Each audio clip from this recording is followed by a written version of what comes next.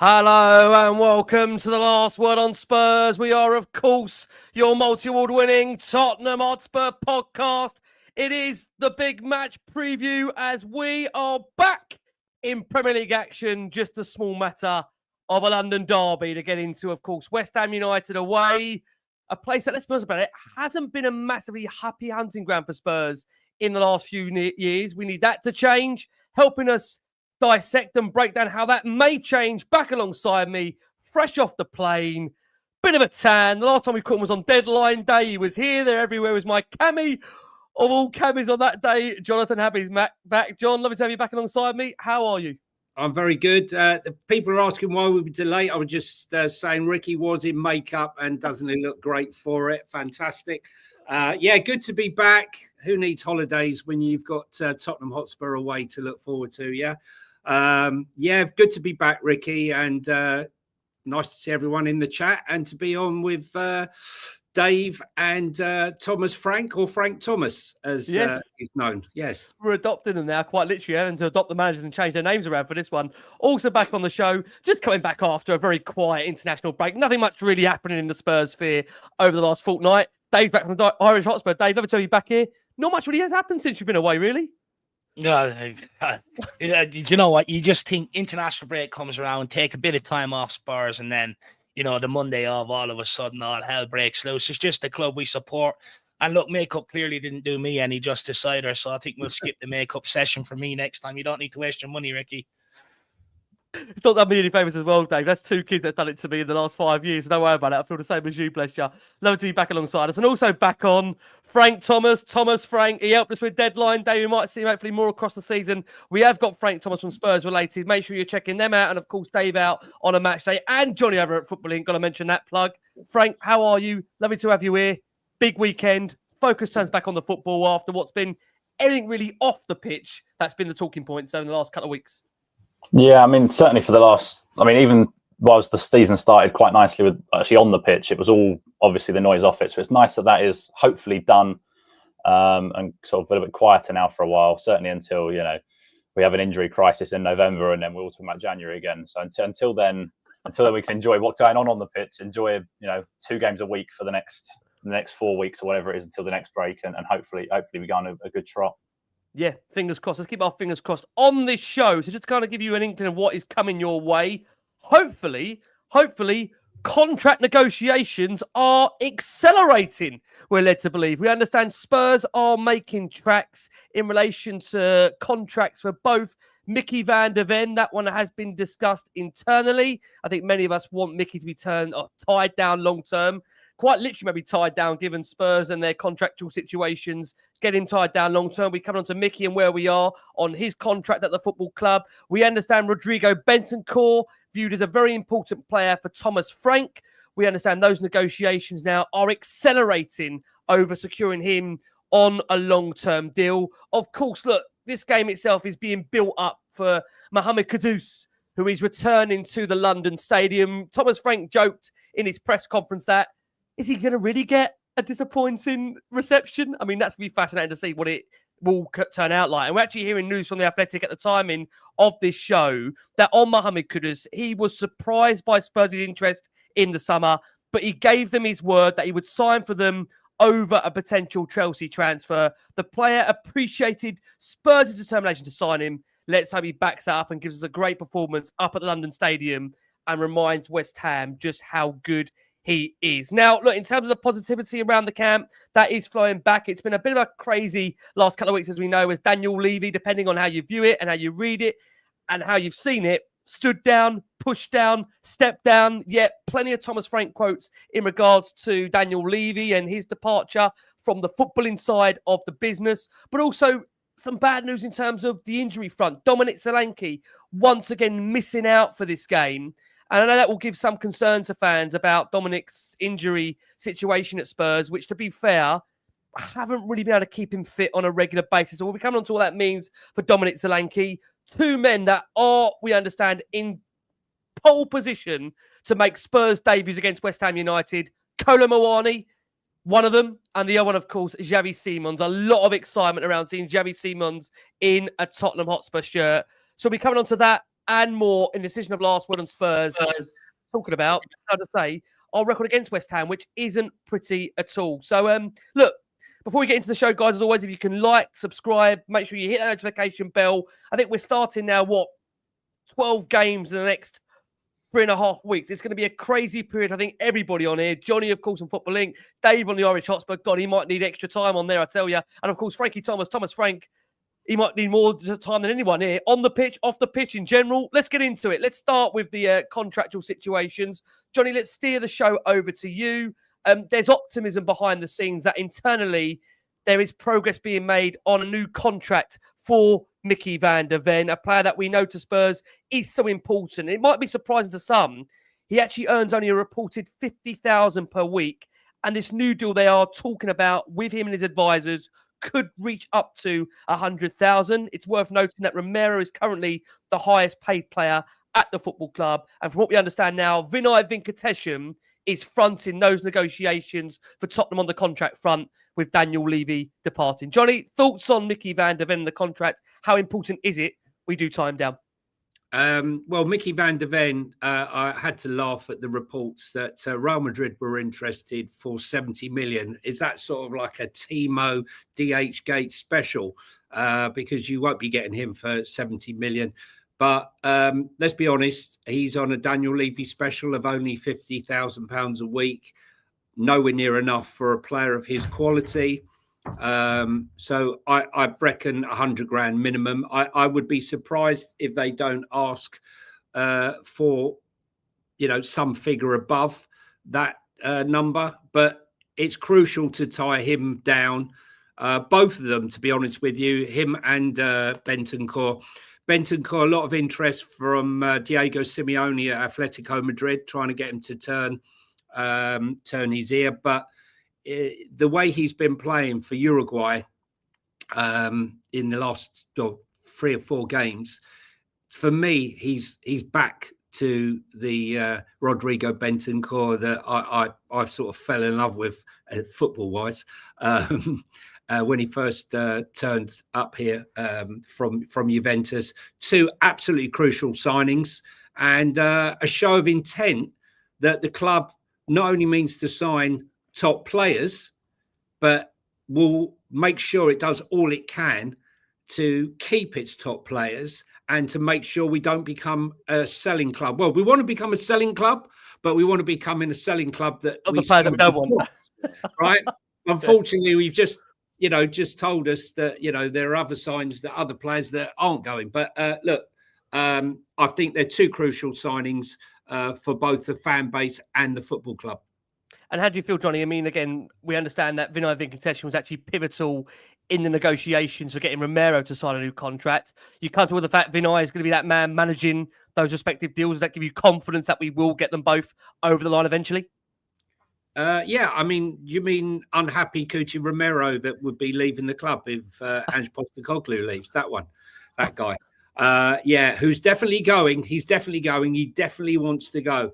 It just shows you don't listen to everything you see and read in the press or the news that goes around. Cuti Romero couldn't wait to sign that contract.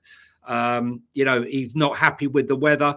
I can't see any reason, if I'm brutally honest, why Bentancur won't sign a new contract. If there's anyone that's a bit iffy, it's obviously Bentancur because his contract expires in the summer. Yeah. But I personally don't think it will be a problem for Vinay to get these 2 on really good contracts. We can afford it now. We were at 42% of our wage to earnings. That's before Sonny left. That's before we had 30 events. That's before we had the Champions League. We can easy afford to play these players and any other player incoming now, top wages. Dave, let's come over to you. I think we've already stressed the importance now of the fact there's been the change of the football club during the international break. Daniel Levy, of course, departing the footballing side of the business. Yes, of course, he still has quite a significant amount of shares in the company. Of course, still that around 29% that he does own. But the fact now that Vinay, we understand now, is going to be the man hands-on in the time being. By the fact we've heard the Lewis family are very much still, from their perspective, showing great degree of interest to still back the club from the financial side. That's being made clear to us. They've got unequivocally no interest of selling. Is this an opportunity, I suppose, outside the transfer windows, Dave, to show a real sign of intent? They do mean business here by tying down, you'd arguably say, two of the most important players in the squad, Mickey van der Ven, Rodrigo Bentancur. Would that be a sign to supporters and reassurance to supporters that the Lewis family do see that as an ambitious step to sign down two of the, as I've said, key players that seem to be very pivotal to Frank's plans at Tottenham? Well, I think what shows is that, look, with the Lewis family and what we're led to believe from reports is that they sort of want Tottenham to be successful. So if you go off this summer transfer window, tying down of your big players on long-term contracts, which I actually absolutely think is key. And the reason why it's key is because you keep the Wolves at bay. Someone like Mickey van der Ven sitting there on 50 grand a week, even though he's got a contract already running until 2029. It still allows interest from other clubs and for him maybe to get his head turned, knowing the money he can earn at other clubs and stuff like that. So it's important that we start tying these players down on long-term contracts and do what we've done with Harry Kane for a long time, sort of keep the Wolves away from the door.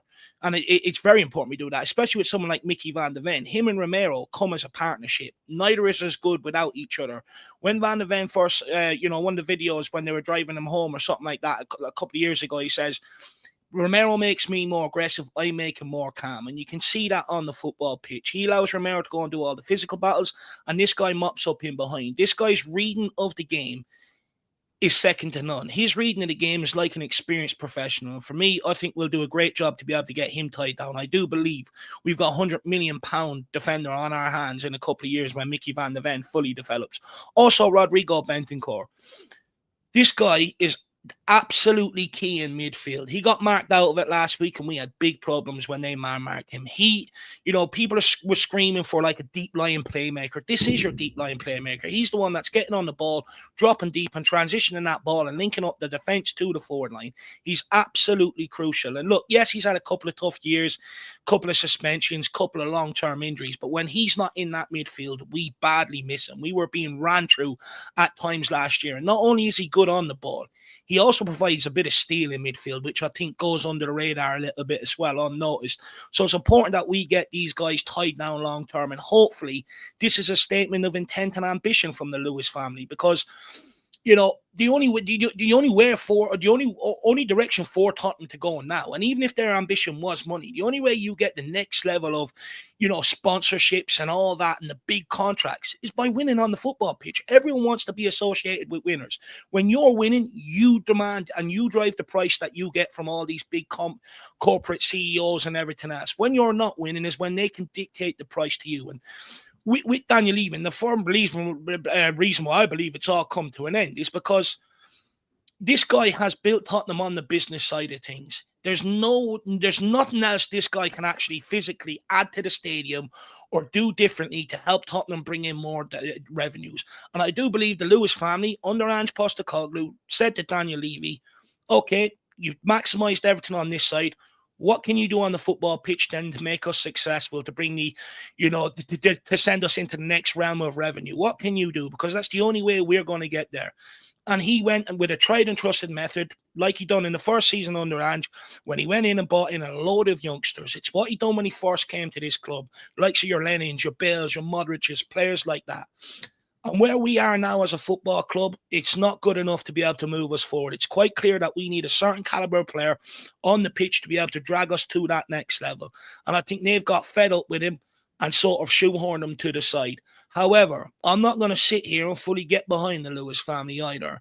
Daniel Levy was operating under the Lewis family as the role of chairman of this football club. So I'm very hesitant to jump on. I'm not going to get on their back in January if they don't deliver signings.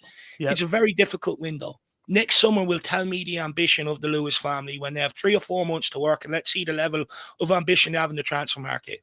But tying down your best players is a step forward, because I'll be honest, my whole lifetime as a Spurs fan, I am used to selling my best players when they reach world-class status. I think it's a very fair point said, Dave, and coming over to you, Frank. I think this is, again, one of the things at the moment. If you're asking Lewis family to show us of their ambition and show us as a reassuring piece they are seeing Tottenham as a club they do want to take forward genuinely, at the moment, because we're outside of windows, all you can ask them to do is go and tie down the significant key talent we've got in the squad. I think there's no doubt about it. I think we all see Mickey van der Ven as a key part of Spurs' future in our defence. And Rodrigo Bentancur, and what we have seen with him, is that on his day, he can be one of the best midfielders in the Premier League. And Thomas Frank has reiterated time after time, really, even in the early parts of pre-season, that he likes Bentancur. He views him as a key player. And similar to Mickey, you know, he's been excited to work with Mickey. So how important is it, Frank, to show that level of ambition to try and get these guys tied down to new contracts? Rodrigo, like I think Johnny said, is the most important one because we're in a situation where we're inside that last kind of 12, 18 months now. Mickey, not so much. But again, showing that ambition, uplifting the wages, which again would give an indication this is a different era of Tottenham. Yeah, I mean, as you say, Bentancur is the one that you've got to get done sort of sharpish because you've got less than 12 months. And as it's kind of been said before me, that he's started to look like in the last year again. So in the last sort of, I'd say probably from maybe February time onwards, he started to look like what he did prior to that injury, slowly but surely.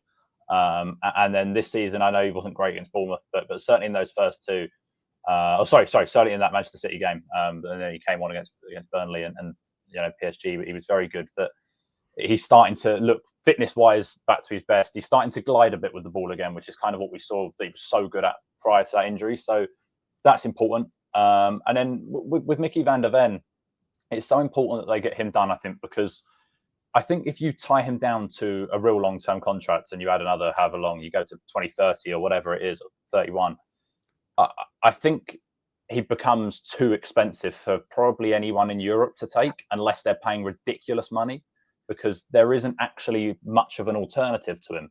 With Romero, and I love Christian Romero, but Romero is replaceable. As brilliant as he is, you can find players that are similar to that sort of mould. Granted, not as good, I would argue, but players that are similar to that sort of physical, aggressive mould that are intelligent defenders. Whereas I really believe that Van der Ven, being, you know, it's so hard to find someone that he's almost a freak of nature in the most respectful way possible, that he's so big yet so powerful and athletic. And I obviously the fear is that you can't always keep him fit, and that's a concern in itself.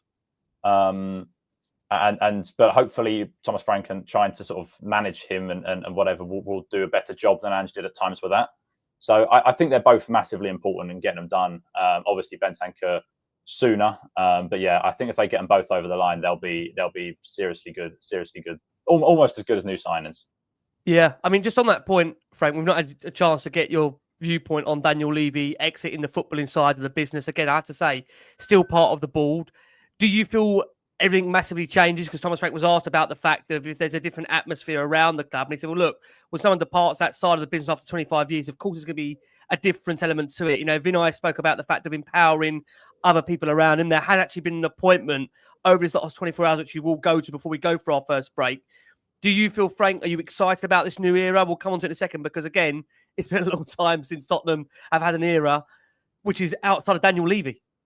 Yeah, I mean, I was listening to, I think it was Jack Pitt-Brook the other day, and he was saying that it's almost like a monarch when you lose a monarch, right? It's someone that everyone knows for such a long period of time, and then there's a lot of people that don't know prior to that or you know well enough. So I guess it's a weird one. It's a weird one. I mean, the idea was that kind of business is as usual. I think Vina said the other day, sort of everything's just going on as it was. Which I find a little bit hard to believe. I imagine there's probably, you know, it will take some getting used to, because for many people that I imagine work behind the scenes at Tottenham, all they would have ever known is Daniel Levy.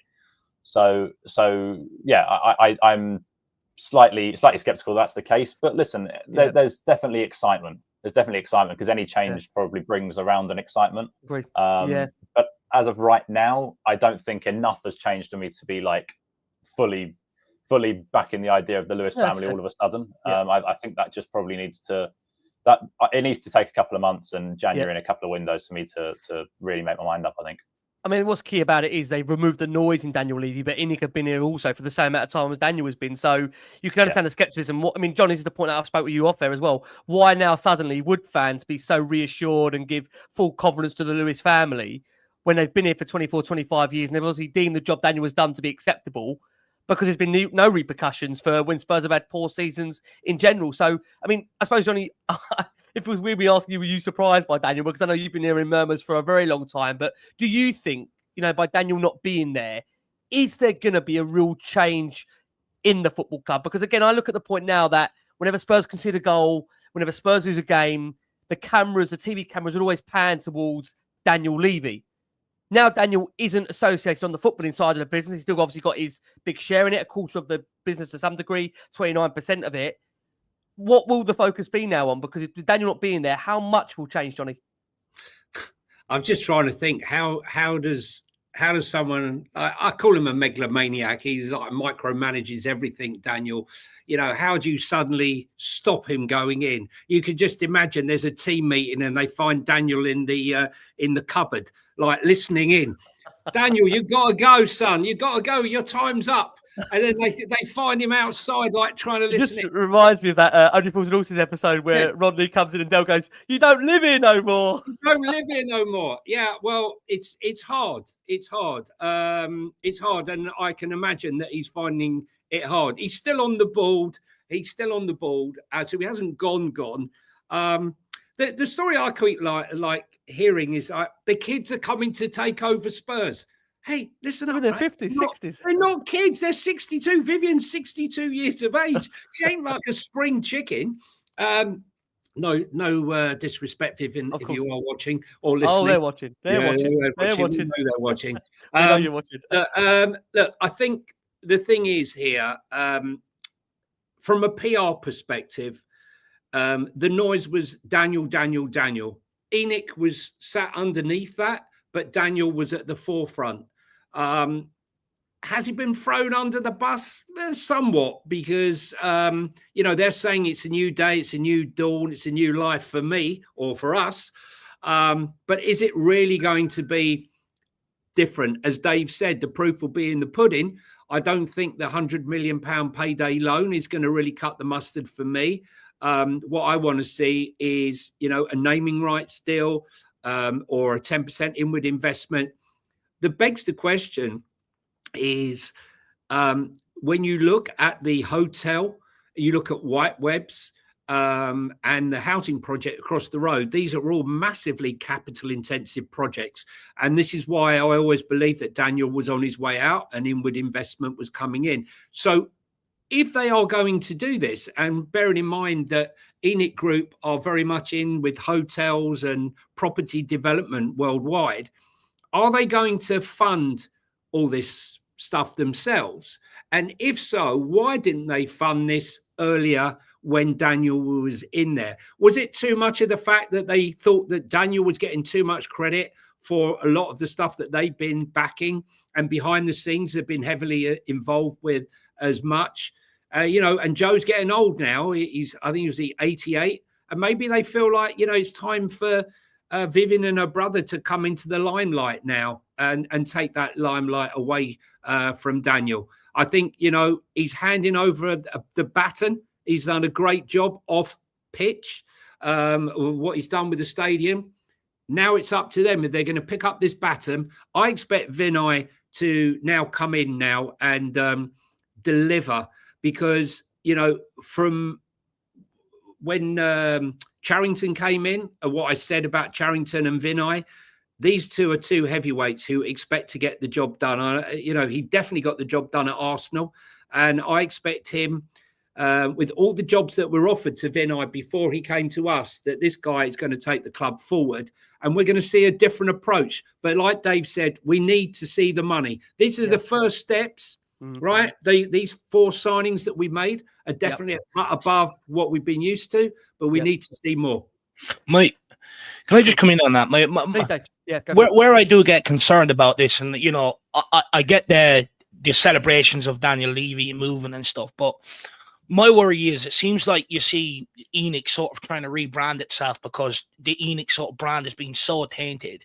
They've got rid of Daniel Levy, bringing in Charrington and Vinay. They're now trying to, put themselves forward as the Lewis family rather than, ENIC and stuff like that. And like my big concern is that I think, when it came to Tottenham Hotspur, Daniel Levy, there was a time where he was good for the club, but I think then he's brought so much sort of negativity towards the club in recent years, and stuff like that. He's also been notoriously hard to deal with in terms of transfers, which would have hindered us in transfer markets. But, we've seen a report, come out there not so long ago that there was a whole list of Premier League clubs that just didn't want to deal with the guy anymore.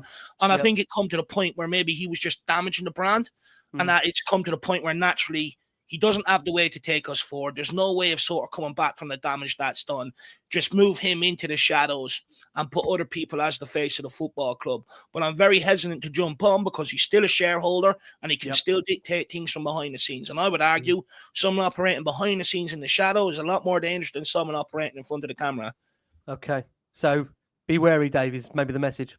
Well, be wary until proof given otherwise. Look, I want to jump on the Lewis family, but at the end of the day, Daniel Levy didn't just operate off his own directives. He operated off directives, and like you said, they were happy to keep him in place for 20-odd years, which means they thought he was doing a good job. Like, don't get me wrong, with how, he brought us to a certain level, he doesn't know how to bring us forward. And after last year's finish, any self-respecting company would have an internal sort of review and, review everybody's position. And I think that's something that's happening. They realize he's bad for the brand and they've got rid of him.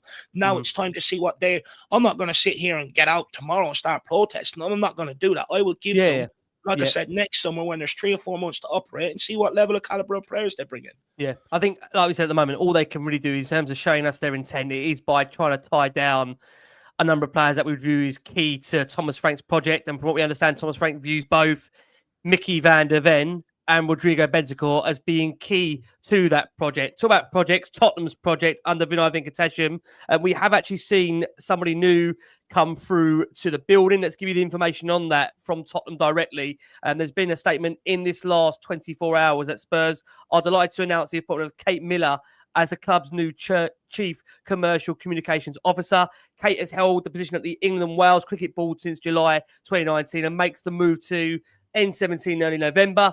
She's been responsible for leading and developing the ECB's communication strategy, spanning corporate, consumer, EDI campaigning and public affairs, having gained an extensive experience in the public and private sectors, delivering external affairs strategies for global and local organisations. At Spurs, Kate will lead on supporter engagement, media relations, reputation management, internal communications, engagement with key stakeholders, and our corporate social responsibility activities with focus on further enhancing our relationship with supporters. Kate said, I'm delighted and thrilled to be part of the fantastic team of Tottenham, fresh from lifting European silverware and with a world-class stadium, inspired leadership, brilliant new managers across our men and women's sides, and a foundation doing incredible work in the community. The club is perfectly place to build on its success, and I can't wait to get started and contribute to the journey ahead. Vinay said, I'm delighted that Kate will be joining our executive team as our Chief Communications Officer. She brings significant skills and experience which will help us in a number of key areas, including how we communicate to our supporters and other audiences. So on that point, really, Johnny, we're seeing Spurs really shape up to try and get the communication side back going. Why are you laughing? What's funny? I'm laughing. I'll tell you why. Because she's come from cricket. What's she going to do? She's here to bat away any awkward questions and provide some PR spin, maybe on the balls that are thrown at her. No doubt. Well, as long as no disrespect, it's not the same level as what we got from Scott Munn. Hopefully, it's a complete opposite, right? We should be all right because he came from a different alternative universe. It felt. Listen. If Silence of the Lamb, it should be Silence of the Mun. I don't remember him saying anything worthwhile in the 18-month he was there. No one will miss Scott Munn. Listen, this is the dawn of communications. This is what I said about Vinay. Vinay, as you will know, Ricky, and probably find out, he will reach out to fan groups and interact and listen to what's going on. Hopefully, they take note of things like maybe the Villarreal ticket pricing for Category B. And the general Champions League price. I think that's a really important point. I mean, the way they've priced that, I'll let you come back in on that. That's a real problem. We're in a situation where it's gone to, 6 tickets now going out to season ticket holders in general to fill it. It shows you just in general how that's been priced and inadequate, in my opinion, Johnny. Yeah, I mean, listen, I think, price it competitively. It will sell out and create a great atmosphere. Absolutely. Price it at, crazy prices. There is a recession on. People are struggling to make ends meet. So charging crazy prices and leaving half the stadium empty, is madness to me. But look, let's see what happens. Maybe after this, if there are empty spaces, maybe the club will rethink its pricing strategy. Yeah, and we also have had a new marketing executive join the club this week as well. I don't think I'm breaking anything to tell you. He's a Tottenham fan. Although he's come from them lot, I've been told he's a Tottenham fan reliably. So let you guys know that. Give you some reassurance. Nike, listen, 15 years at Nike, mate. Yeah, that one. Listen, can't be bad, can it? We're going to go for our first break of the show. For our listeners on audio, we're joined by Honourable Johnny Hamme. We're joined by Dave at the Irish Hotspur. Please make sure you check Dave out. Regular content over there. Watch-alongs, previews, reaction a lot. Make sure you're checking them out. And of course, as well, Frank Thomas over at Spurs Related. Please make sure you're giving them a like and a follow. Great, again, content on a match day beforehand. Previews, watch-alongs, the lot. They've got you covered. And make sure you're covering Johnny over at Football Inc. as well for all the latest football news if you need to get away from Tottenham for a good couple of hours, hour and a half of your time. Right. There you go. That's kind of where we are in terms of the roundup of the new contracts. Quite interestingly, again, we're going to bring into focus about Thomas Frank's presser, which was an interesting one, given it was, of course, the first one after Daniel Levy's departure from the football club. He was asked about Daniel's legacy, and he said, look, he was part of the reason I'm here. He was, of course, in that appointment progression where, again, he spoke with Vinay, with Johan, and, of course, with Daniel personally before he agreed to come to the football club. So he did say, look, it's going to be a change for everybody at the club. We're all getting used to the fact Daniel is no longer here from the footballing side of the business. But he said in terms of the transfer window, which, again, is what he was questioned on, that he was quite happy, Thomas Frank, with the transfer window. Of course, it was the first time they spoke to Frank since the window came to an end. I think from his perspective, as we've mentioned, we've seen a number of key players come in through the door, but at the same time, as we've said, there is still work to do. I think that's the really important part of the transfer window that we've seen with Tottenham really under Enoch, that we've only really gone so far to improving the squad where we always feel there could be more to be done. He was asked about half and half scarves, quite interestingly, which you will get in, I think, the embargo section of the presser for those that are listening to that, which was obviously great. Give that a listen. Make sure you do. He's also asked about how excited he's been the Tottenham manager that will be leading Spurs into battle against West Ham United, which we'll come on to shortly. It's not been a happy hunting ground for Spurs, but he said, I'm very excited. I know this game means a lot for the fans. We will go there and, of course, do everything we want to win the game. One man that we know is going to get an interesting reception, and Thomas Frank jokingly said, don't the fans applaud him, will be Mohamed Kudus. I'll start with you, Dave. Look, I think in the first season for West Ham, Kudus was a really, really important player for the football club. Fair to say in the second season, he wasn't their flavour of the year, if I'm being kind. And again, I made that point earlier that Kudus was surprised by Spurs' interest in the summer, but gave them his word that he would sign for Spurs over any potential Chelsea transfer. And the player was appreciated by Spurs' determination to sign him. I thought what was quite interesting, Dave, listening to a lot of West Ham podcasts in the summer, was the fact that they think Kudus is going to do exactly the same to us as what he's done to them. What do you think of Kudus so far? And do you feel, are we signing a player that we should be concerned about in the future, or should we just enjoy him for now, because it means if he's playing well in the future, that decision really is an irrelevance at the moment? Look, first of all, do games come any bigger than this? Walking into the Lions' den, behind enemy lines with a point to prove off the back of a defeat to Bournemouth before the international break. I absolutely cannot wait for this game. I am pumped. Look, when it comes to Mohamed Kudus, look, we've seen all the banners and they now dub him Mohamed Judas. This guy's walking in there with a point to prove, and he's the sort of guy that won't take kindly to it, what the fans have been calling him and stuff like that. I expect him to turn up tomorrow. Look, I've been pleasantly surprised by Mohamed Kudus. Look, there was a couple of times he's played us, he was their main player. They got the ball into him. I remember him just sort of dancing around some of our players out there at the time, and it was driving me absolutely insane. And with Mohamed Kudus, what I really like about him, he sort of just brought a bit of fresh energy to the forward line, that bit of unpredictability that maybe we miss. You can get him the ball, he can beat players, he's so strong. And not only can he do all that side of the game, but if you want an out ball, you put the ball into him. That goal has had harder balls hit at him than Richarlison has, and he's just plucked them down out of the air, whether it's his chest, off his knee. He is so graceful to watch in terms of in possession. What I didn't think we were getting out of possession, though, was how hard he works his nuts off to get back and help Pedro Porro. And for me, this is the key to locking up that right-hand side. Last year, we conceded a great source of goals down that side, and that's because you had Brennan Johnson, you had Pedro Porro. Look, Porro cannot defend one-on-one. He is constantly screaming for help. And with Johnson down that side, the guy doesn't like working back. I don't praise Johnson for work rate. So, it was a huge problem. With Mohamed Kudus working back and helping out Pedro Porro, it actually helps sort of shore up that side. We don't concede anywhere near as many chances or goals down that side. And that is thanks for Kudus getting back and helping Pedro Porro. So all in all, I've been very pleasantly surprised with what we've signed. Look, this was a guy that, a lot of West Ham fans, he's got an attitude problem. I think more of that was just because he didn't want to be there anymore. I don't blame him. I wouldn't want to play for Graham Potter. I don't think he's a great manager whatsoever. And to be honest with you, the club is on a downward spiral. The manager's crap. The playing squad has no legs in it. They can barely get around a football pitch. They look like a fancy retirement home that they spent a lot of money on. And the ownership is in disarray. They are there for an absolute tanking. We have to rub salt in their wounds this weekend and give them what they deserve, which is an absolute pasting. And hopefully Mohamed Kudus is the catalyst for it. Yeah, I just feel with West Ham, and I know people have actually made this point that are watching the show live, that they seem to turn into, a really, really difficult side to beat when we play them. And I think we're going to have to be at the top of our game to get a result, because I feel West Ham in general always up their level. But I agree with you, Dave, in terms of them as a team, they're beatable, right? They're beatable, aren't they? We've faced a lot of harder West Ham sides down the years. I think this one, Dave, in particular, does lack that quality midfield, Dave. Well, that's been our problem in recent years. That's why we haven't really had a good record there. I would argue, I think a lot of our teams have probably turned up with piss poor attitudes, not really having the stomach guts for the fight. With West Ham, they always turn up against us, no matter how bad they are. They have the stomach for the battle. But this time around, I think we've got a team led by someone like Christian Romero, who's an absolute assassin. He is prime. He was born to play these games. Walking into the lines, then hostile atmosphere. The leader, the guy that's going to set the tone for us on the day.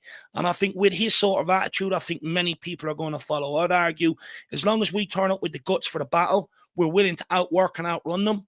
We have the quality to put these to bed. We just got to turn up with the stomach. That's where we've lacked in years gone by. We haven't had the stomach for the fight. Yeah. On that point, something for the fight, Frank, coming around to you, how important is it that Kudus does show West Ham the reasons why he was keen to move away and leave the football club? Because I think he's a player that has shown he's got exceptional ability on his day. I think that he was one of a number of players that, despite the final 10 minutes against Bournemouth, these are the players that you turn to, you look to really to kind of inspire you, to get you to win games. And I think, we have to hope that Bournemouth was an off day, because, again, too many more like that, there will be serious questions asked. I mean, how important will he be, do you think, Frank, to any result we get there today in terms of West Ham? How important can he be for Tottenham? Yeah, I mean, I think he's been really important. I mean, certainly playing that right-hand side where they've got Malik Diouf on that side as a fullback who likes to get forward. And so there's certainly going to be space that he can sort of drive into and occupy. And so that's in itself is sort of an exciting sort of thought. I mean, I'm probably, along with everyone else, have thought about the moment a number of times over the last 2 weeks of him bagging in the last minute and then sitting on one of the boards, and it'd be brilliant, and I would love nothing more. But no, he's going to be really important. He's going to be really, really important, because he is that driving force in that front line. I don't think that either of the new guys will start tomorrow either, so he will be the one still that will be, I'd say, the driving force, the one that's going to, if things are going to get created, it's probably going to come through him. And so it's important that he's on it, as you say. It's going to be hostile towards him. It's going to be tough, but he seems to be someone that doesn't actually get sort of put off by any noise around it or the occasion or the atmosphere. I mean, some of the games, certainly City and PSG so far, I thought he was absolutely excellent. So hopefully same again, and yeah. Do you back him on that point that Frank just raised there, Johnny? Do you think he will be able to thrive under that atmosphere and not shrink? Because I think, to be fair, although the game's gone to general sale, and although they've banned half and half scarves, this game to West Ham does normally mean a lot. And I know, again, we'll come on to our record. We're winless up there. You have to go back to Jose Mourinho's debut when he managed Tottenham to find our last win there. I think we've led on 3 of the last 4 occasions, haven't got the game over the line. Never easy up there. I don't care what anyone says. Yes, they're not a great side. I agree with Dave that their midfield isn't that great. But I think we have to expect West Ham to raise their game for us later today. How do you think you're going to see Kudus operate? Will he thrive under what's going to be, I would imagine, Frank is also expecting quite a hostile atmosphere, John. We'll get you to unmute from your end. There you go. Sorry. There you go, John.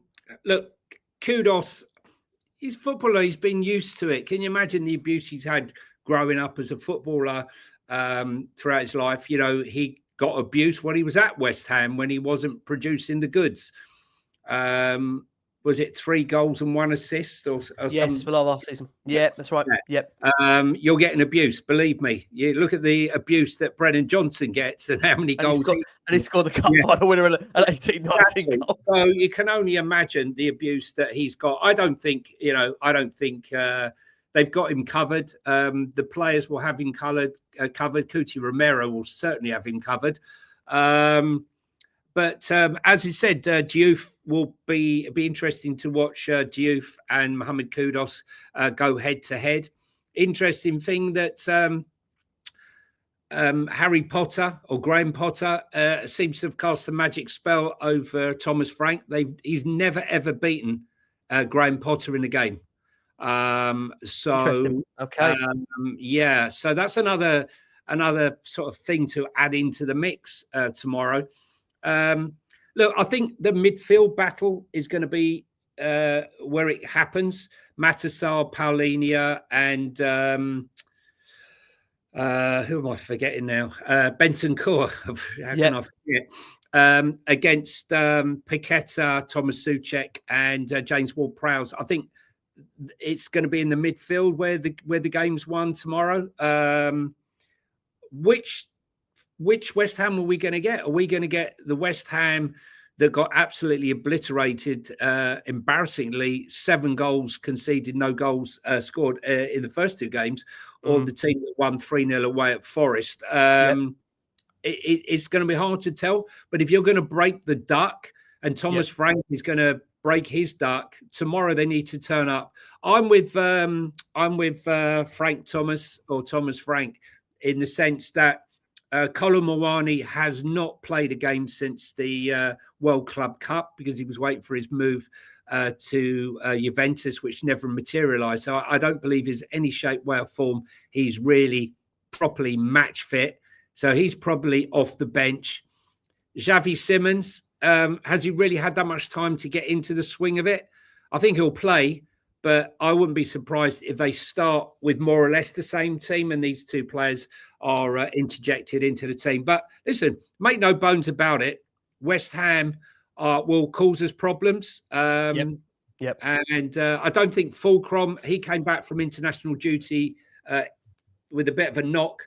But Jared Bowen, he's always a threat. Let's be serious. Yes, he is a good player. Very good player. He is there. I mean, he is there for it, isn't he, Jared Bowen? I mean, because he's a good player, but Jared Bowen leads that line so well from Johnny. You feel if anything's going to be a problem for us, Jared Bowen will create that problem, right? Yeah, 100%. And also, don't forget Matheus Fernandes, their big summer signing from Southampton. Another good player. I just look, if we show intent, and we're going to show intent. Listen, I'm not going to crucify Thomas Frank if we don't manage to do it tomorrow. I want us to do it because I feel like he's had like 4 games. He hasn't had two of his players haven't kicked a ball for us yet. So we can't be judging him right now, but I think we should have too much quality overall for West Ham. Was it 2019? Is it, Ricky? The last time we Mourinho. Yeah, since Mourinho game. Yeah.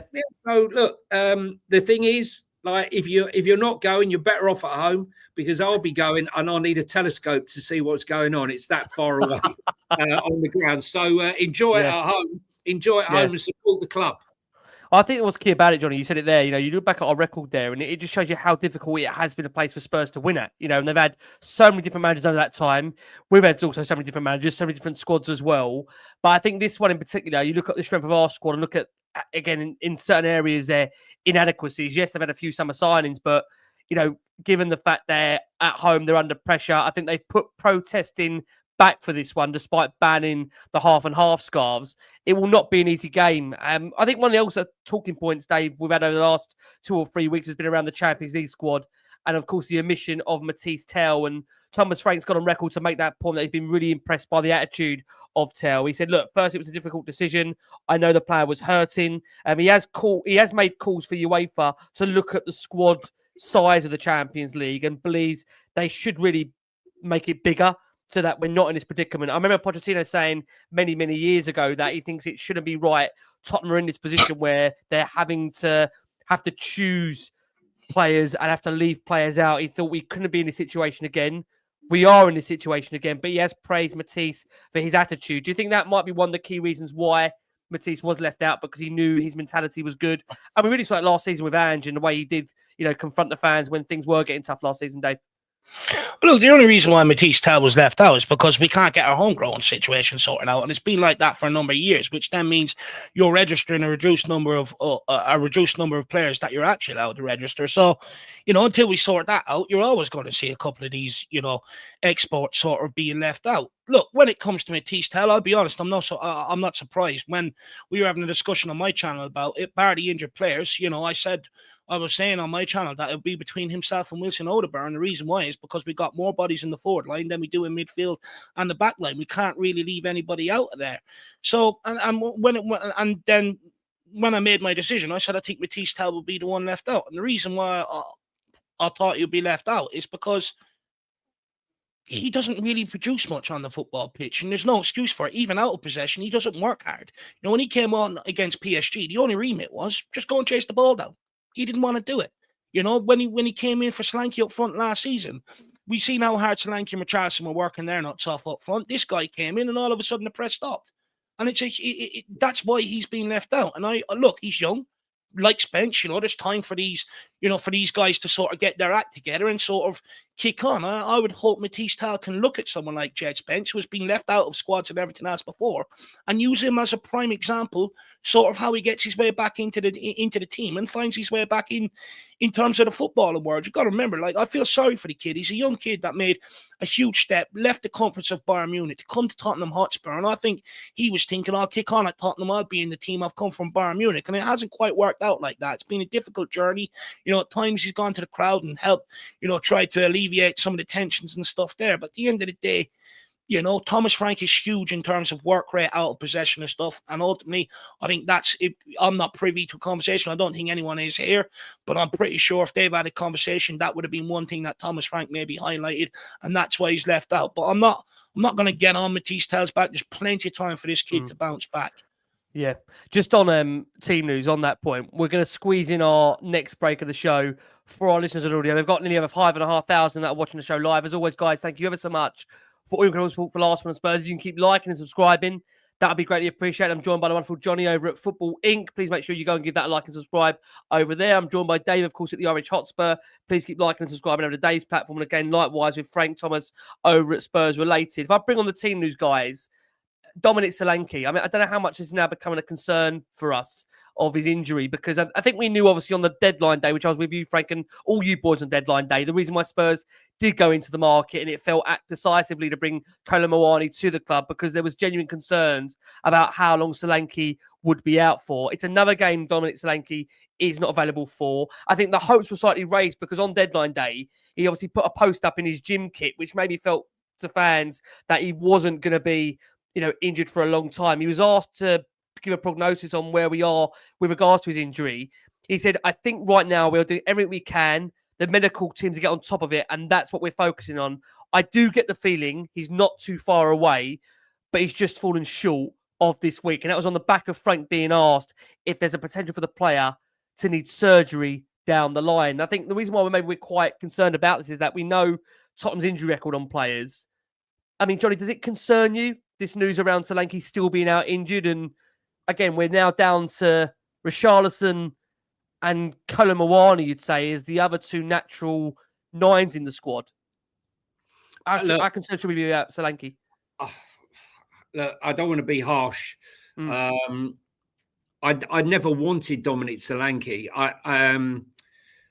For me, he's not an elite striker. When I look at for 65 million, he's not that guy. I'm not saying he's a bad player. I just think there's a lot better players who offer. We need a prolific goal scorer, and I just don't think it's him. I don't think it's Richarlison either, for that matter. I think Muani, when he's fit, is far more mobile, far more of a threat on the counter-attack. I mean, when you look at that counter-attacking threat of, Simmons, Kudus, Muani, the pace and all of that, I just don't think Dom Solanke is he doesn't fit into that for me. I sound like I'm being really harsh. But like Richarlison's not delivered either. I mean, he's brute force and what have you. But again, why is it he didn't have these injuries before he came to Spurs, and now he's come here and he's spent quite a bit of time injured? I saw him in the first game against Reading. He looked awful. Couldn't even jump in the air.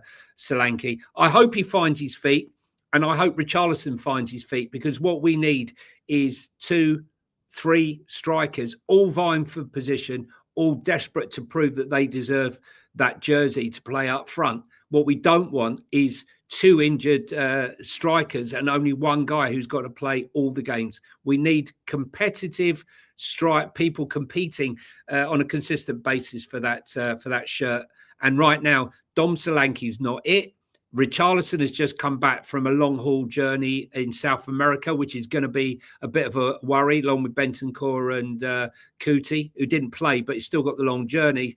And Muani's not 100% fit. So, not the best, most ideal. And don't forget, Ricky, all eyes on the big game on Tuesday. So there wasn't a lot of recovery time here. So I think we need to see rotation on Saturday. Yeah, I mean, just on that point, Frank, how concerning is it about Solanke? Because, generally, as we saw, when we got him playing him well, he did score goals for Tottenham, and big goals as well. But again, I do bring Johnny's point in there with validity, that the concern, I think, is that his fitness and trying to keep him fit has been the biggest concern and biggest worry, right? And I've got concerns whether this injury here is something more sinister. Because again, I don't mean in disrespect to our coaching staff or injury or medical staff. How many times have we seen the fact of the fact he might be out for a short time and suddenly that extends and extends and extends? I mean, should we be concerned about this for you, Frank? Yeah, I think so. I mean, I'm not sure if Johnny will remember this, but I think it was about July time, we were live on Spurs Related together, and I was frustrated with Richarlison. I could see by the smirk, I think he remembers it, and I was frustrated by Richarlison because I said at the time, I think he'd played something like 29% of minutes since he joined Spurs in the Premier League, and it wasn't good enough. And I didn't maybe think about Solanke as much as I should have done at the time. And then since then, obviously, we've not seen him, bar that Reading first half. So it's a concern because the pair of them can be as bad as each other at times. And the worry for me, I was saying on deadline day, the worry for me is that one of them gets injured and you run the other one into the ground. And then the argument that Thomas Frank used, and they want to try and reduce Richarlison's minutes and all this, kind of goes out the window because you run the other one to the ground. Muani obviously helps that, but I still think that it wouldn't be the greatest shock in the world if we get to November and we're 2 of them down, or whatever, and then you've got a tough run going into the Christmas period, and you've only actually got one of them, and that's Muani or whoever it be. So yeah, it's certainly a concern. I think it's certainly something that they need to think about in the sort of coming windows. They've obviously left themselves in this situation now, but certainly as it comes to sort of next summer, they need to look at it and go, well, if those 2 are both going to be as consistently injured as they are, then maybe they need to sort of have a rethink and what the plan is. But yeah, as of right now, going into what is a first sort of real tough period of the season, it is a concern that we're already 1 down. Yeah, I agree. Look, Frank, you've been an absolute star. The wonderful Frank Thomas there over at Spurs Related. Frank, we're going to let you go. It's been a real pleasure having you on the show. We're going to go to Dave as well on the situation around Muani. My absolute pleasure. And, of course, this situation around our striking options. Dave, just to come on to the point Johnny made there and Frank, in regards to Solanke, how concerning will it be the fact that this injury hit player we've got, for whatever reason, we've really struggled to keep him fit? Can you put your finger as to why? Is it a case of, again, we're digging deeper as to try and understand why. Can we see this improving this season? Because Frank's made that point that he acknowledges the injuries last season was a big, big reason why it absolutely decimated Tottenham's season, not once but twice. And you go back, obviously, to Andy's first season as well. Can there be a situation where we can try and keep Solanke fit on the back of this injury? Or are you genuinely concerned by the frequency of injuries he's picked up to date and the long length that he's missed so far in a Spurs shirt? Well, look, the problem is twofold. When we signed him from Bournemouth, he wasn't used to playing games midweek. He wasn't used to having to travel all across Europe and get back here in time for the weekend. So there's a part of it that his body sort of needs to adjust to, and he needs to adjust, a way of keeping himself fit to manage that routine. But also, we sort of signed him to come in as our main striker. Richarlison to offer backup, but Richarlison's always injured, so he's not offering that backup. So you're asking Solanke you keep rolling him out there, and even when he's sore or picks up knocks, you're still going to have to roll him out there because no one else could fill the void. And I don't think that's helped the guy either. I'm hoping now that you've got Richarlison fit, we don't know for how long, and the fact that we've got Colin Muani here, I'm hoping we actually give Solanke the time he really needs to sort of get his body back right and get back in shape and come back fit and firing for us. That's what my hope is. Look, Muani, I think once Solanke does come back fit, I think won't even be getting looking as a striker. I think he'll be pushed out as more of a winger once Solanke gets back fit. And I think Richarlison and Solanke will be your two strikers. But I think Solanke's biggest problem, like I said, is, he's not used to the schedule. But also, we've had to roll him out there. And as well, one of the biggest problems is because a lot of our backup players don't produce when they come in, and we often end up, shelling points when they come in. All of a sudden, managers are very reluctant to start giving their first 11 a rest, and that's been a huge part. Hopefully, with the 4 signings we've made this season, there's a bit more scope for Frank to be able to take out players, rest them, and bring others in and still maintain results on the football pitch. Yeah, we have to hope that is the case. Frank was also actually asked about whether he's named his leadership group yet, and Frank said, it's a big note on my paper, and I need to do it. The honest answer is no. Very honest. Again, we discussed about the fact of the window. He said that he was really happy with the squad. He thinks the club have done a very good job. He gave praise to both Johan and Daniel for their input over the course of the summer in terms of getting the players that he wanted.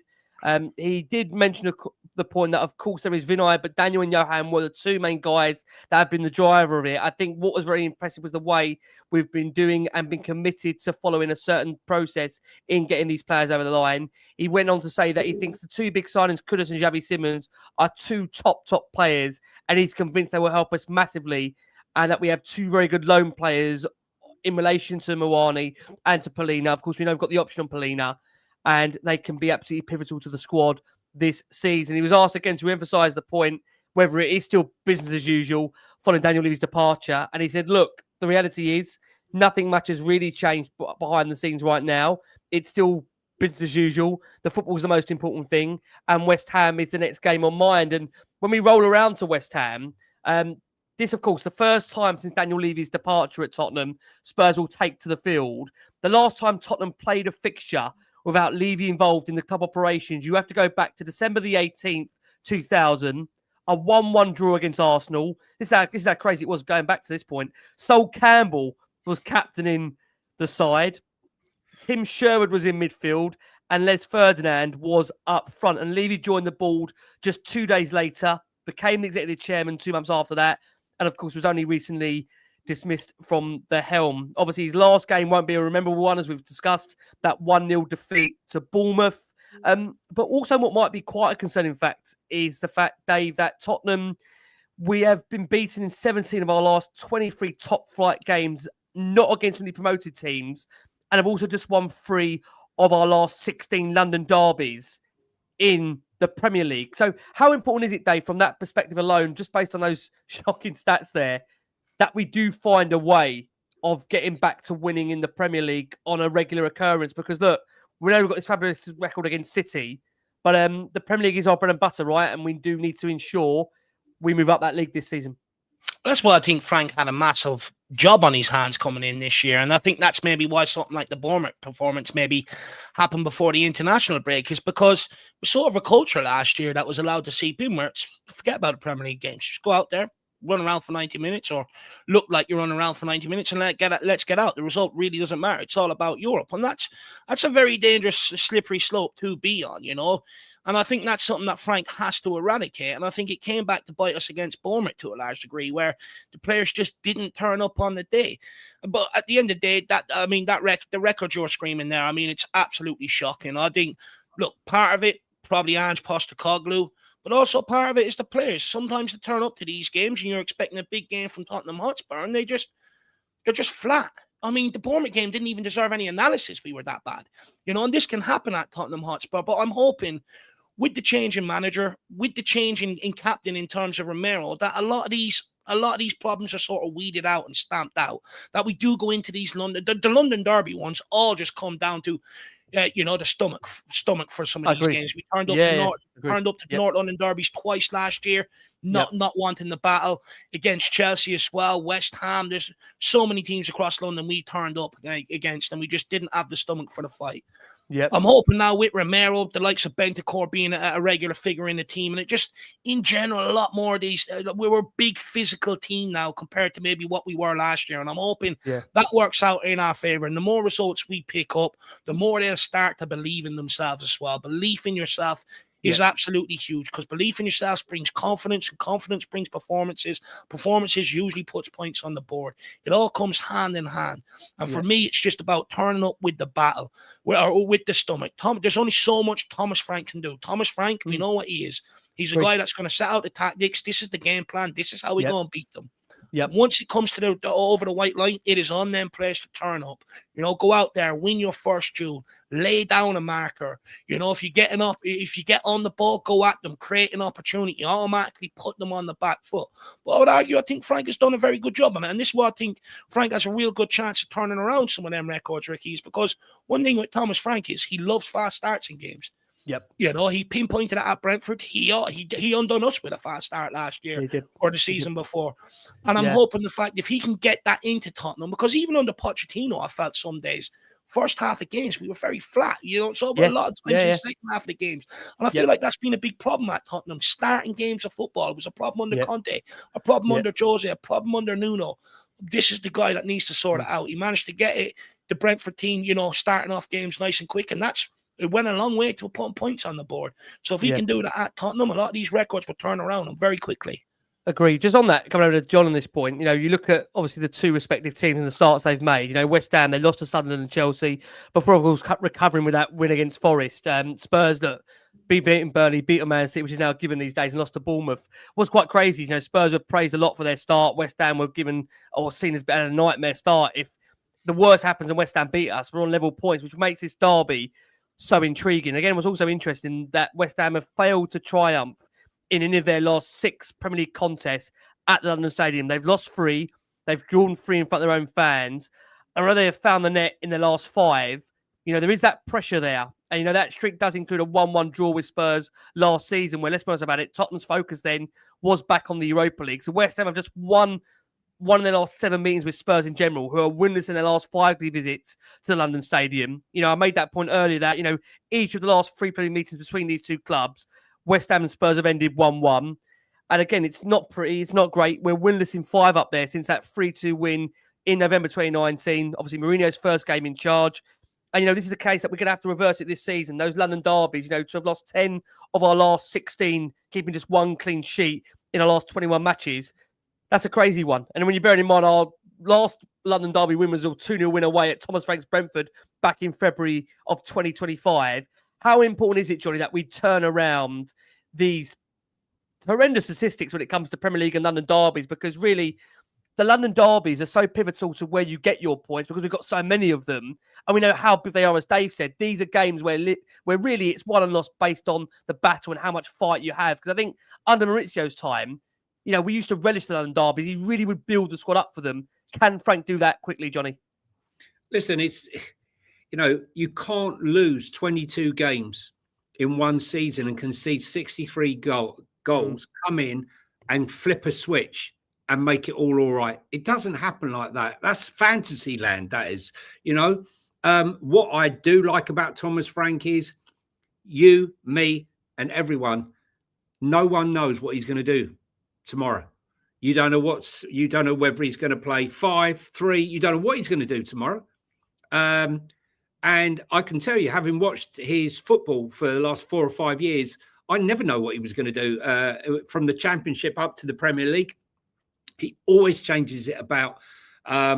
He likes to play aggressive football, and tomorrow aggressive football will be it. I am a bit worried, if I'm brutally honest, about the jet lag for some of our South American guys. I don't know how affected, what's Neymar, West Ham. We had Kudus was playing in Africa as well.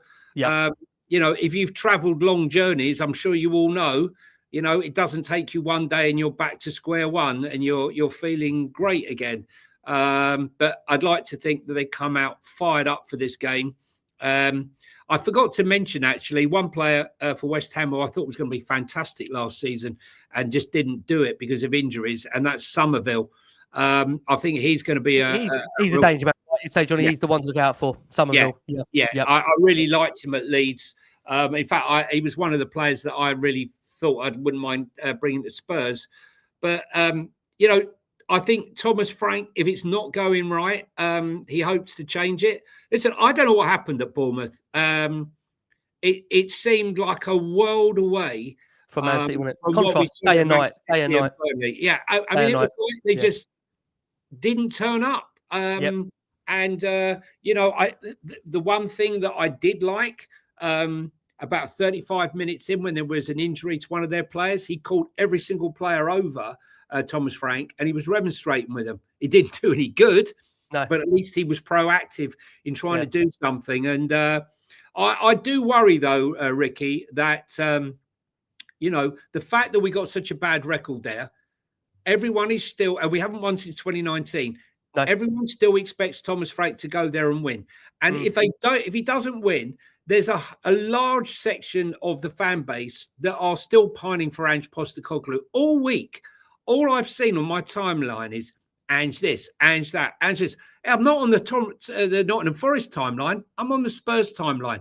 It's time. Let them have. They could go wrestling, them two. I just think, at the end of the day, right, we've moved on. Give the guy a chance. All I heard, with Ange Postecoglou wasn't my first choice.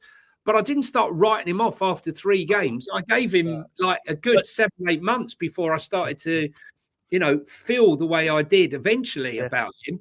But it's a large proportion of the fan base really do, they're not going to give Thomas Frank much time. And I really is annoying me now, because I think you can obviously see that our way of playing is far more balanced between defence and attack. And as he quite rightly says, if you don't concede any goals, you don't lose any games. And, the routines, those defensive routines where he's firing balls in and expecting players to get up off the floor and run across and block the shot again and again and again, eat, sleep, repeat.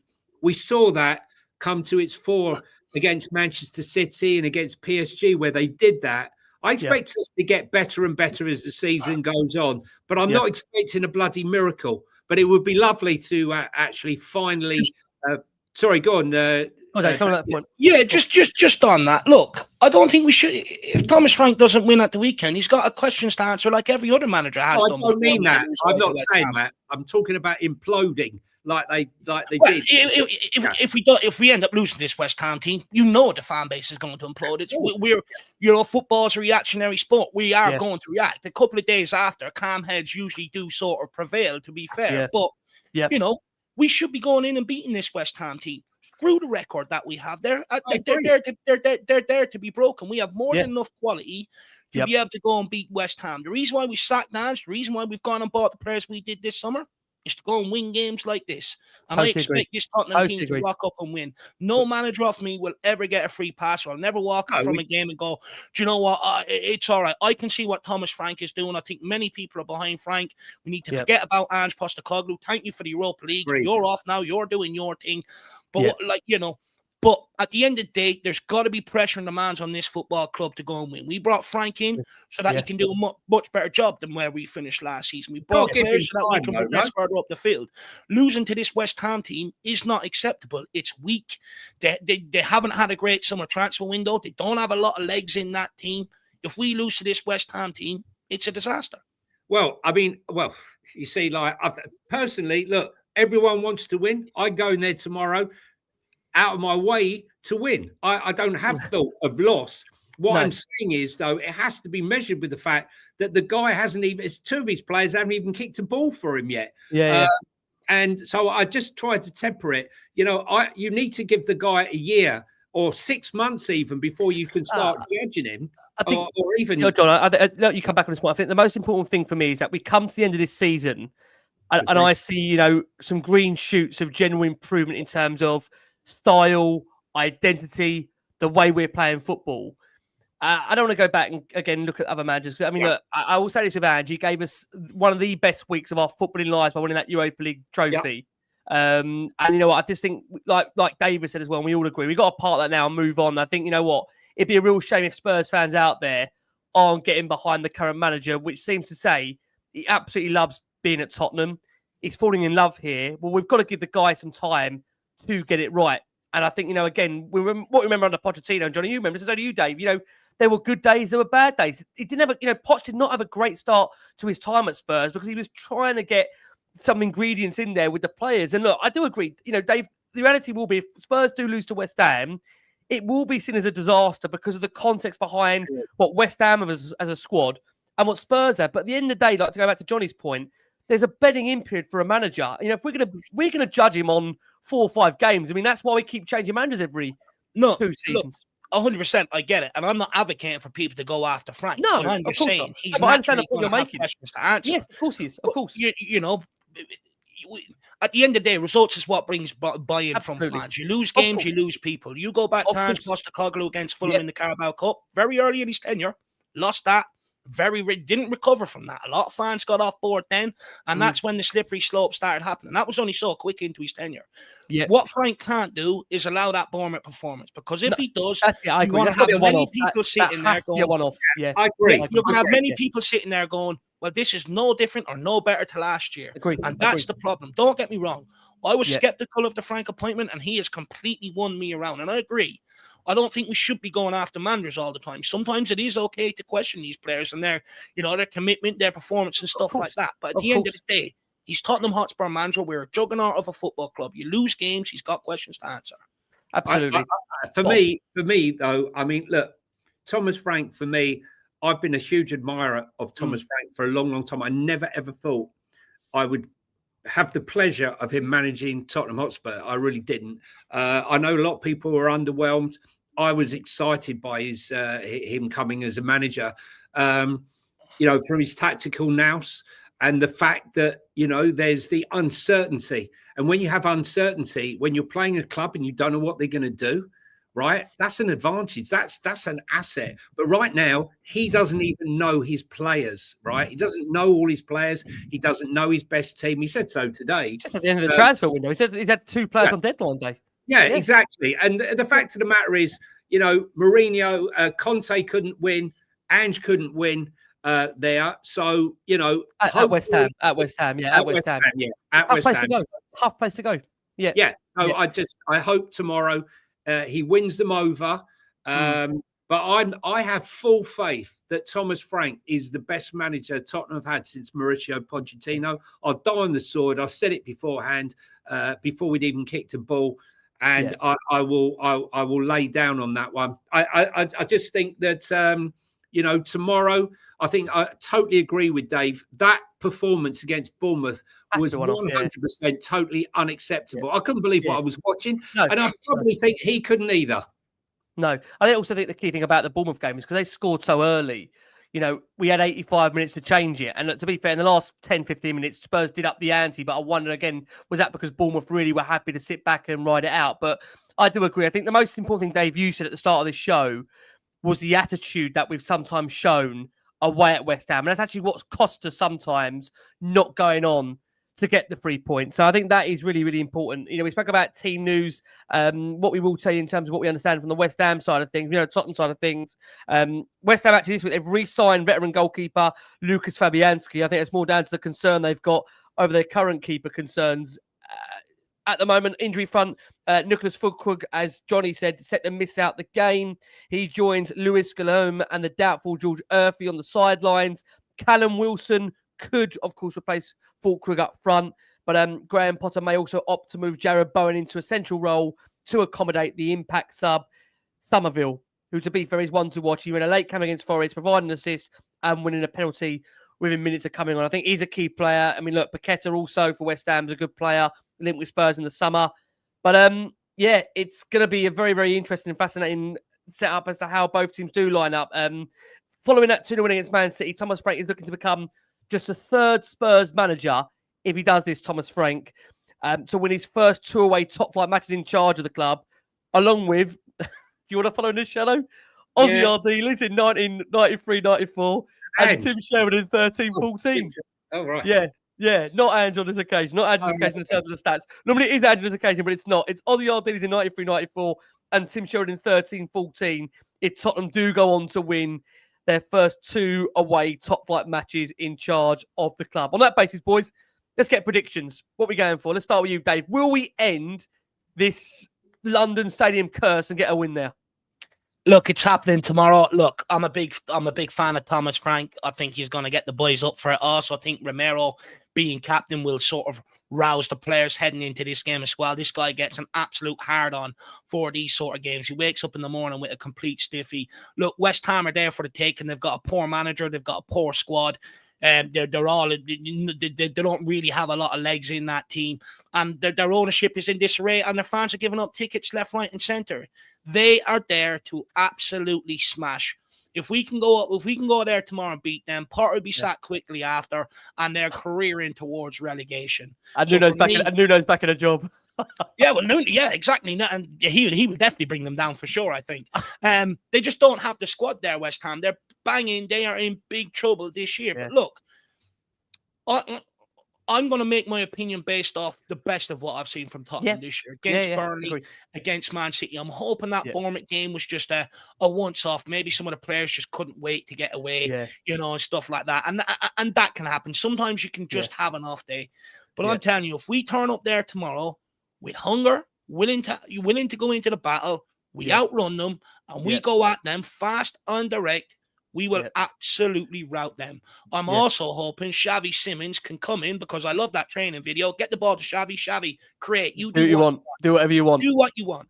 And I'm hoping that he can be a massive difference. And my God, for that kid tomorrow, there is no better way to make your mark on the Premier League than dictating a game away to West Ham. Yeah. So it's, from a Tottenham perspective, it is set up very, very nicely for us to walk away.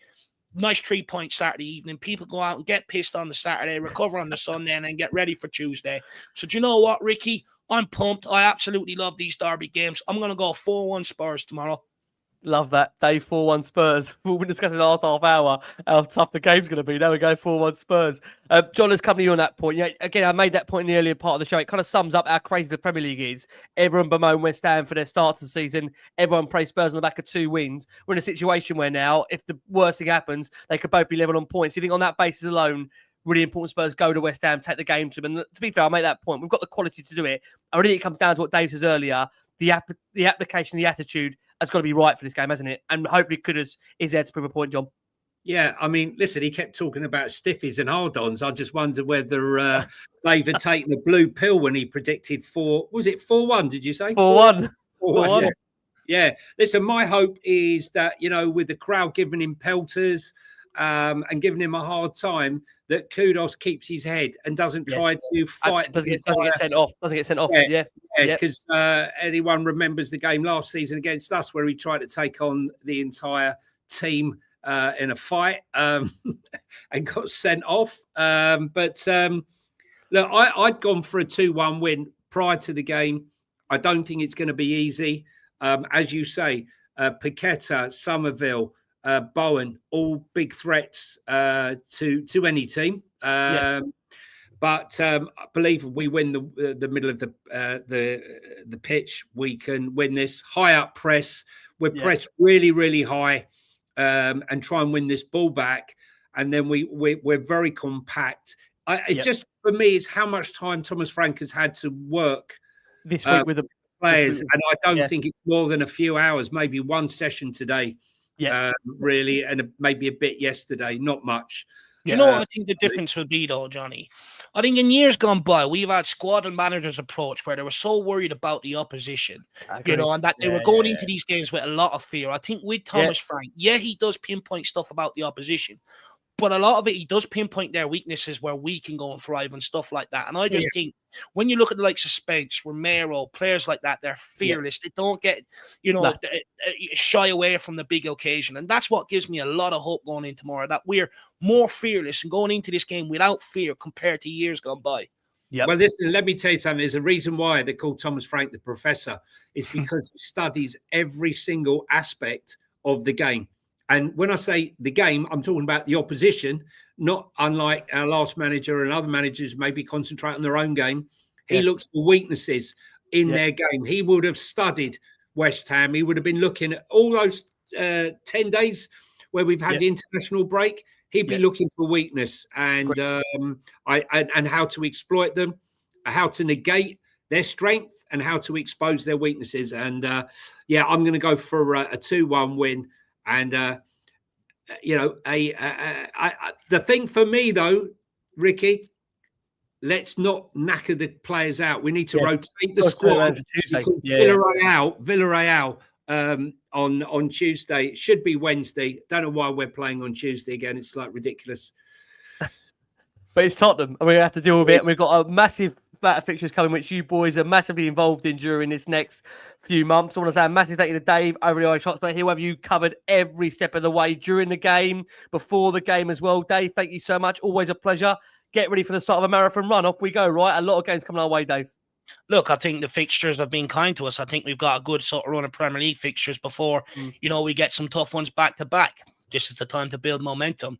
I'm absolutely pumped. Look, if you can't get pumped for a derby game, then what are you in football for?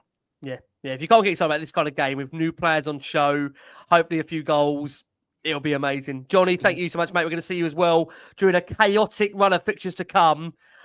You'll be busy flying, traveling, everything. You'll be divorced. Yeah.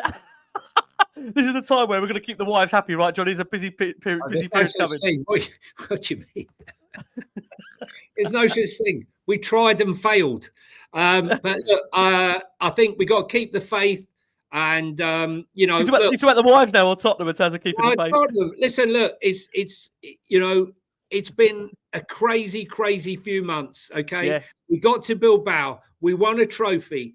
The Enoch outs have got Daniel out, right? Daniel's gone. We got a new manager. They got the signings you asked for. Exciting signings that you craved. No more kids that have come in. Top signings, right? Yeah. All we need now is the support from the fans and the club to acknowledge the fact that stop overcharging us stupid money for Champions League. Some of us can afford it and others can't. And this should be a game for us all. Oh, man. Johnny, lovely words. Guys, we're going to leave you with that. Fingers crossed we are back after Spurs have beaten West Ham and they're charging up that Premier League. From David the Irish Hotspur, from Johnny over at Football Inc. and more. We have been the last word on Spurs. It's on to the Hammers we go. Keep safe, keep well. And as always, come on you Spurs. Come on you Spurs.